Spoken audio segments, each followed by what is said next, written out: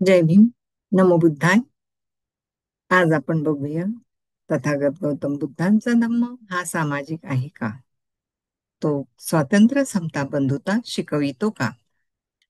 Doctor Babasaheb Ambedkar भगवान बुद्ध आणि त्यांचा धम्म चतुर्थ खंड भाग पहिला 2 यामध्ये म्हणतात, धम्म हा सामाजिक आहे. मूलतः व तत्वतः तो सामाजिक आहे. तसेच भगवान बुद्ध आणि त्यांच्या धम्माचे भवितव्य. महाबोधी मे 1950 मध्ये डॉक्टर बाबासाहेब लिहितात, समाजाला सुसंगतीत ठेवण्यासाठी एकतर कायद्याचे बंधन हवे किंवा नीतिमत्तेचे. दोघांच्या अभावाने समाज निश्चितच रसातळाला जाईल. त्यांनी पुढे म्हटले आहे की सर्व प्रकारच्या समाजात कायद्याची भूमिका गौण असते. कायद्याचा उद्देश असतो कायदेभंग करणाऱ्या अत्यल्प लोकांना सामाजिक शिस्तीच्या सीमेत डांबून ठेवण्याचा. बहुजनांना मात्र आपले सामाजिक जीवन जगण्यासाठी नैतिक आचरणाच्या भरोशावर सोडले जाते. म्हणूनच धर्माला सामाजिक जीवनाच्या शिस्तीचे तत्व म्हणून टिकून राहावे लागते. तसेच भगवान बुद्ध आणि त्यांचा धम्म या ग्रंथामध्ये डॉक्टर बाबासाहेब आंबेडकर लिहितात, धम्म म्हणजे सदाचरण, म्हणजे जीवनाच्या सर्व क्षेत्रात माणसा माणसातील व्यवहार उचित असणे. यावरून स्पष्ट होते की मनुष्य एकटाच असला तर त्याला धम्माची आवश्यकता नाही. परंतु ज्यावेळी दोन माणसे कोणत्याही संबंधाने एकत्र येतात तेव्हा त्यांना आवडो न आवडो धम्म हा पाहिजेच. त्यापासून सुटका व्हायची नाही. दुसऱ्या शब्दात सांगायचे म्हणजे समाज धम्माशिवाय राहू शकत नाही. समाजाला सुसंगत ठेवण्यासाठी तीनपैकी कोणता तरी एक पर्याय पसंत करावा लागतो. पहिला पर्याय म्हणजे समाजाला शासनाचे साधन म्हणून धम्माची निवड करावी लागेल. असा समाज जो धम्माचा शासनासाठी स्वीकार करणार नाही तो अराजकांचा मार्ग स्वीकारेल. दुसरा पर्याय म्हणजे समाज पोलीस म्हणजे हुकुमशाही याची शासनासाठी निवड करू शकेल. तिसरा पर्याय म्हणजे समाज धम्माबरोबरच धम्माचे उल्लंघन करणाऱ्या लोकांना शासन करणारा मॅजिस्ट्रेट याचा स्वीकार करू शकेल.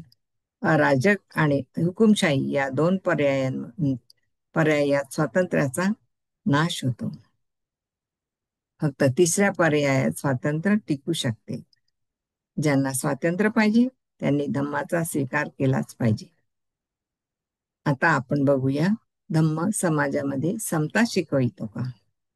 जन्माने माणसं विषम असतात. काही बळकट तर काही दुबळी असतात. काहींना अधिक बुद्धी असते तर काहींना थोडी अथवा मुळीच नसते. काहींच्या अंगी थोर कर्तृत्व शक्ती असते तर काहींच्या अंगी ती फारच थोड्या प्रमाणात असते. काही सधन असतात तर काही दरिद्री असतात. या सर्व प्रकारच्या माणसांना जीवन संघर्षात प्रवेश करायचा असतो. या जीवन संघर्षात विषमता ही स्वाभाविक स्थिती असते. असे मानले तर दुबळ्यांची स्थिती असहाय्य होईल. विषमता जीवनाचा नियम करून चालेल का? या नियमाचा परिणाम म्हणजे जीवन संघर्षात जे योग्यतम ते टिकतील. असा असल्यामुळे काही लोक या प्रश्नाचे उत्तर होकारार्थी देतील. काही लोक परंतु प्रश्न असा आहे की संघर्षात जे योग्यतम ते समाजाच्या दृष्टीने श्रेष्ठतम ठरतात का? याला कोणीही होकारार्थी उत्तर देऊ शकणार नाही. याच कारणास्तव धम्म समता शिकवतो. जरी श्रेष्ठतम मनुष्य योग्यतम नसला तरी समाजात समतेस मान्यता दिल्यास तो जगू शकेल. समाजाला जर कोणाची गरज असेल तर ती श्रेष्ठतम पुरुषांची, योग्यतम पुरुषाची नव्हे. याच कारणास्तव मुख्यतः धम्मसमतेच्या तत्वाचा पुरस्कार करतो. हा बुद्धाचा दृष्टिकोन आहे. जो धर्म समता शिकवित नाही तो धर्म स्वीकारणीय नाही असे तथागत गौतम बुद्धाचे म्हणणे होते.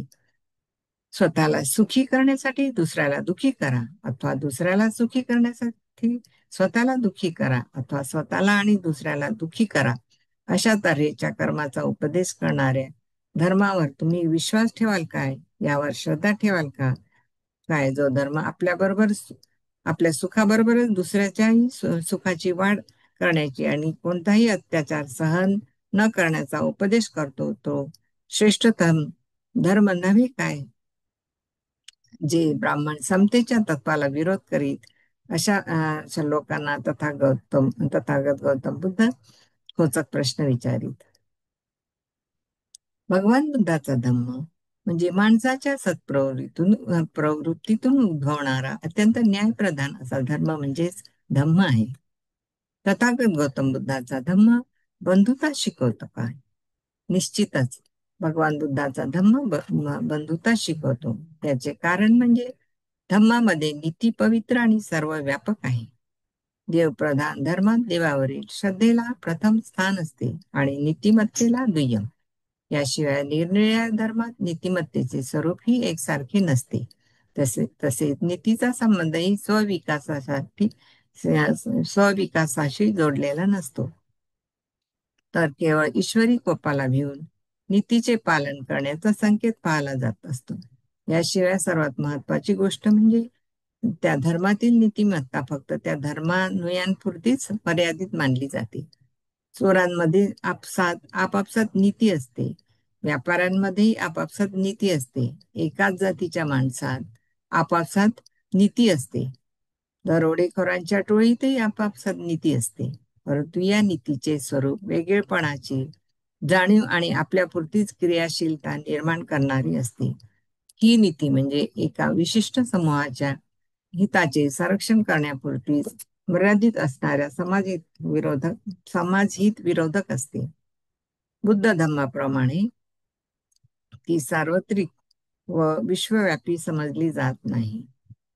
जेव्हा जेव्हा एखादा विशिष्ट समूह आपल्या स्वार्थ राखण्यासाठी नीती पाळतो तेव्हा तेव्हा तिचे समाजविरोधक रूप स्पष्ट होते.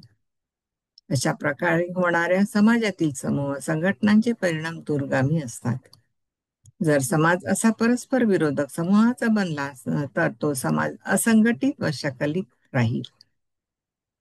असंघटित व विभागलेल्या समाजापासून जे भय उद्भवते ते हे की तो आपल्या समोर भिन्न भिन्न आदर्श आणि मूल्यमापनाचे भिन्न भिन्न मानदंड ठेवतो आणि सर्वसामान्य आदर्श आणि सर्वसामान्य मूल्यमापनांचे मानदंड नसल्यास सर्व समाज हा मिळते जुळते घेणारा असा एक जिन्सी राहत नाही. असे भिन्न भिन्न आदर्श आणि मूल्यमापनाचे भिन्न भिन्न मानदंड रूढ असलेल्या समाजात व्यक्तीला आपल्या विचारात सुसंगती राखणे अशक्य होते. न्याय व आपल्या संख्याबलाचा विचार बाजूला ठेवून भरमसाठ हक्क सांगणाऱ्या समूहाच्या वर्चस्वावर समाज आधारलेला असतो. त्या समाजात संघर्ष हा अटळ असतो.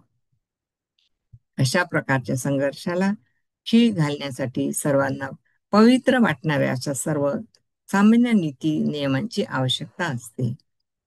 तिसऱ्या एका कारणास्तव नीती पवित्र आणि सर्व व्यापक असण्याची आवश्यकता आहे आणि ते म्हणजे व्यक्तीच्या विकासाला संरक्षण देण्यासाठी जीवन संघर्षात अथवा समूह शासनात व्यक्तीचे हित सुरक्षित नसते.